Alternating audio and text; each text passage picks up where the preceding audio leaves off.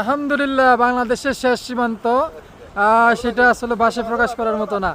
লাইফে এটাই সবচেয়ে সাকসেস, ট্যুরের মধ্যে ট্রাভেলিংয়ের মধ্যে সবচেয়ে বড় সাকসেস হলো এটাই, কারণ এখানে অনেকজনে আসতে পারে না, সেটাই আসলে আজকে সম্পূর্ণ হয়েছে আলহামদুলিল্লাহ। এটা হচ্ছে বঙ্গোপসাগর, এটা হলো যে নাফ নদী, পাশে আছে মায়ানমার বলে।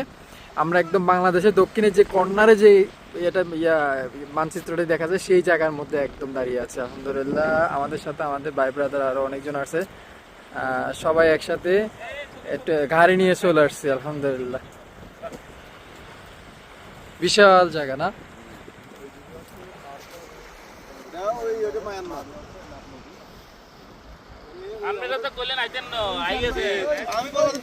আগামীকাল রোজ রবিবার ৫ এপ্রিল ২০২৬ ফেরি কপোতাক্ষ চলাচলের সময় জানিয়ে দিচ্ছি। প্রথম ট্রিপ চট্টগ্রাম বাঁশবাড়িয়া ঘাট থেকে সকাল ১১টা ৩০ মিনিটে। দ্বিতীয় ট্রিপ সন্দ্বীপ গুপ্তছড়া ঘাট থেকে বিকাল ৩টে ৩০ মিনিটে। অবশ্যই ভিডিওতে যেই সময়সূচি দেওয়া হয়েছে তার ৩০ মিনিট আগে ঘাটে উপস্থিত থাকবেন। অতিরিক্ত জোয়ার ভাটা ও আবহাওয়া প্রতিকূলতার জন্য ওপরের সময়ের পরিবর্তন এবং ফেরির ট্রিপ বাতিল হতে পারে। নিয়মিত ফেরি আপডেট পেতে আমাদের পেজটি ফলো করে রাখুন। ধন্যবাদ। আলহামদুলিল্লাহ বাংলাদেশের শেষ সীমান্ত সেটা আসলে ভাষা প্রকাশ করার মতো না।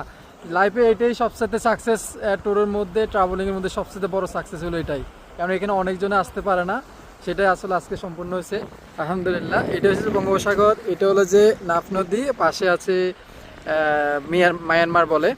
আমরা একদম বাংলাদেশের দক্ষিণে যে কর্নারে যে এটা মানচিত্রটা দেখা যায় সেই জায়গার মধ্যে একদম দাঁড়িয়ে আছে আলহামদুলিল্লাহ। আমাদের সাথে আমাদের ভাই ব্রাদার আরো অনেকজন আছে, সবাই একসাথে একটা গাড়ি নিয়ে চলে আসছে আলহামদুলিল্লাহ।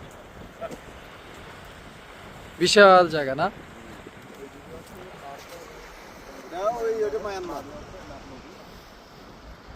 আপনারা তো কইলেন আইতেন না, আই গেছে।